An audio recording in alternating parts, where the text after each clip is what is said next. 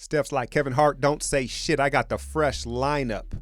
Now, we've heard of China Clay. Let me introduce you to Hungover Clay. He's red-faced, he dunks, and apparently he don't miss. JaVale McGee getting the start in place of a healthy Zaza Pachulia, trying to give this starting lineup some much-needed energy in the first quarter, winding it down. You took the chance, you let him dance, look at him pull up from 40. Splash. And those of you that have paid close attention to Steph's career know after the All-Star break, he turns up. And he didn't wait 1 second to do so. You see him finishing off the quarter with the deep ball. And again, more of Clay. Started off 7 of 7, and he just had that zombie eyes glazed over look after a week in Los Angeles, and it works for the dude. Now, I don't know what the Clippers are exactly thinking here with DeAndre Jordan, but it appears they think he's Kawhi Leonard and he can switch out on anybody. KD goes right around him for the dunk. This time he switched out on the island with the chef, and what's he do? He cooks it. I'm not even gonna lie though, low-key, I like this Clippers team. They play hard, and they're just much more likable players on this team. Here's a rare Danilo Gallinari sighting, matching Steph's buzzer beater going into the half. This one was even deeper. Second half though, it was about Steph. Look at DeAndre again, out above the three-point line, and Steph's like, oh, that's easy pickings, right? Austin Rivers, you want to have some too. It was the high pick and roll game, and he was feeling it. Very decisive, very quick trigger. Watch, this is a post move. This is a Zebo move. The step, pivot, dribble, and shoot. He got the whole package cooking. But like I said, the Clippers would not go away. Lou Williams, you know what he does. He gets buckets. The premier heat check artist in the league, and now Iguodala loses him in transition, and it's a 3-ball. Golden State came out sharp, but they could not sustain it for 48 minutes as the Clippers clawed their way back into this game. And if your mama named you Montrez, you're probably not going to be a doctor, but he gets above the rim and he's a straight baller. The Louisville product getting it done, and the Clippers cut this thing to a 4-point game, and they turn to Steph. More high pick and roll action, and he poses on them. The Clippers refused to change their defensive strategy once he was going. DeAndre stayed in the game. He had 16 and 14, but on the other end, he was just being exposed time and time again. And look at the lean on that. That shit ain't right, Lou. Dubs did have their normal 15 turnovers, but they also had 32 assists. The backdoor off the gravity. But it was really a game where you would have liked to seen the defensive clampers be sustained through the 48 minutes, but instead it was this man bailing them out from deeper and deeper range as DeAndre Jordan continued to get left out on an island. This is his 8th of the game, 44 points for Steph. Oh yeah, how about 6 boards and 10 assists as you see that boy Earl approves in the background. And then to finish things off, it's KD in the corner. He had 24 points on the night. Warriors win, KD recruiting. Your boy is back. You see I made a little bit of some changes around here. I'm always going to improve. I'm always going to get better. That's why I'm going straight to the top. Enough about me. Let's get into this game, right? Warriors, Clippers, the first game after the All-Star break. Obviously, not much of a break for the core four. Spent the week in Los Angeles, a lot of events. And then just being the stars that they are, the star power, I don't think they had much downtime. But the big story coming into this game really was JaVale McGee getting the start over a healthy Zaza Pachulia. And if you go back to when we first signed Zaza Pachulia, apparently he left quite a bit of money on the table, just like David West, but he was promised the starting job. Well, at some point, that no longer became the promise that Steve Kerr and Bob Myers made because he didn't get the start tonight. It was JaVale looking to infuse some energy into that starting lineup.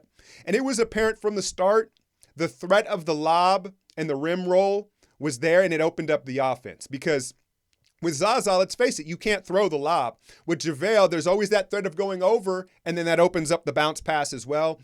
And that big is just a little worried about that alley-oop. No one wants to get, thrown an alley-oop on TNT. So that actually spaces the floor, and offensively, they were crisp to start the game. And this happens a lot with this team, and this will always be the story with this Steve Kerr-led Warriors team and with this personnel.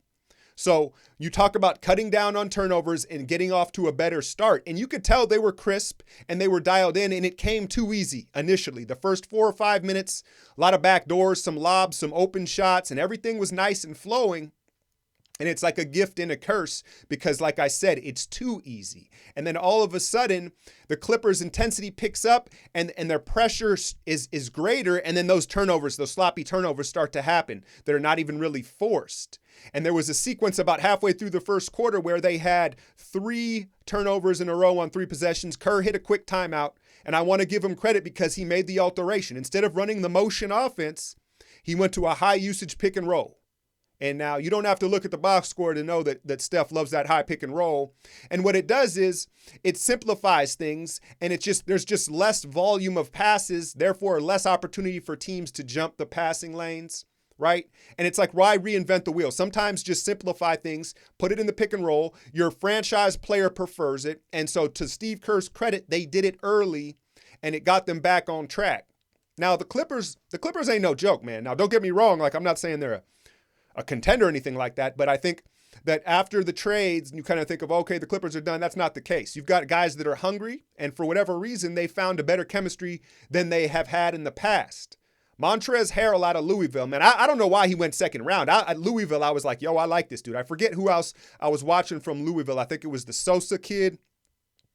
And I can't remember, but I remember liking him, and I was like, damn, the Rockets got him. Obviously, he's a Clipper now.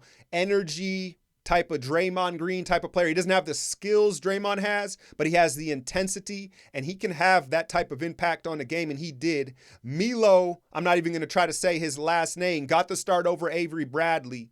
And dude, he hit 4 threes. He's got a nice release, the oldest rookie in the league, right? But how much you want to bet he has some Grey Goose in his locker, right? He looks like he smells like Parliaments and Grey Goose, man. But Melo hit some threes. You got Tobias Harris, right? And Lou did what he did. So the Clippers are legit. They're not going to roll over.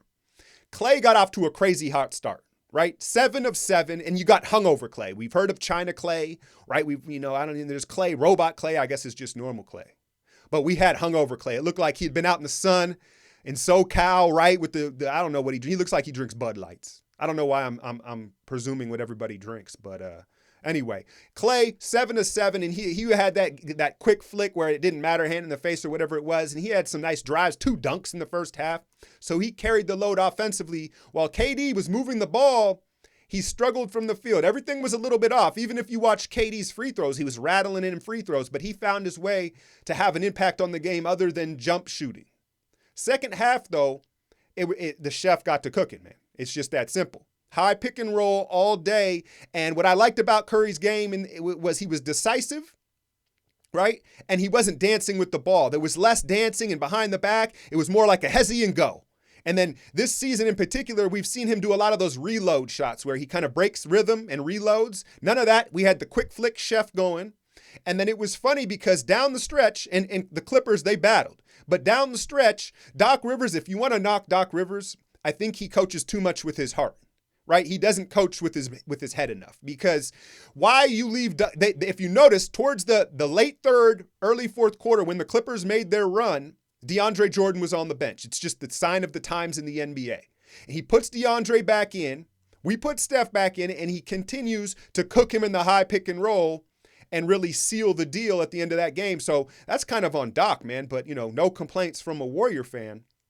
David West, let's give D West a 3-year contract. I mean, he's 37. He could just continue to do this as long as he wants, right? Now, Iguodala, I got some thoughts on Iguodala, man. I really do. I have a conspiracy beef with Iguodala. I'm going to save that for my Patreon video coming tomorrow morning.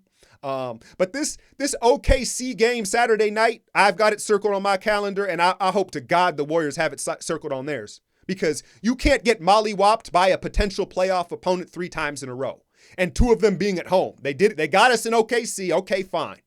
But then we all know what happened about 10 days ago at Oracle, right? They can't have a third one of those. This has to be a statement game from the Warriors Saturday night, ABC. So I expect them on all cylinders. I expect an all-out effort from the Warriors Saturday night. That's just what it's going to be. Hit that like, share, and subscribe. I'm out, y'all.